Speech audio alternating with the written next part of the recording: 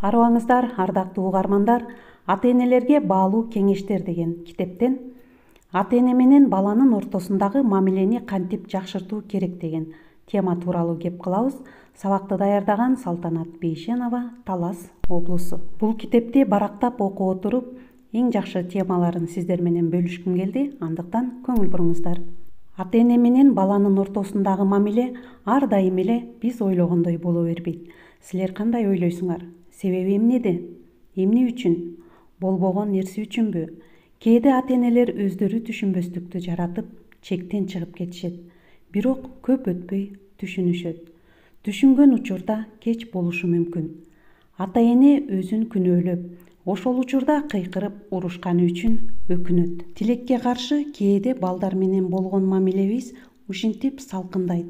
Ошол эле учурда ата-энелер балдары тарабынан жакшы мамилени каалашат. Балдар да ата-энелердин жакшы мамилесин каалашат. Бирок бул жерде бир катачылык бар. Чынында ата-энелер баласын урушуп жаткан кезде катуу сөз сүйлөп салышат. Мындай учурларда эмне деп айтпасын балага жаман баа берген болуп эсептелет. Өкүнүчтүүсү көп ата-энелер ушундай. Ата-эненин ою боюнча бала канткенде чоңдордун сөзүн өз акылы менен түшүнүп, туура эмес нерселерди кылбай калат.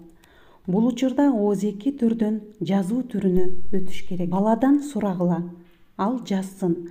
Апасы ал үчүн эмне кылуу керек экендигин жана ага апасынын эмне кылганы жакпагандыгын. Мисалы алар бир жумада бир апасы менен ойногонун каалашса, анан эки алгандыгы үчүн урушпастыгын. Мына ушинтип эки суроого эки жооп.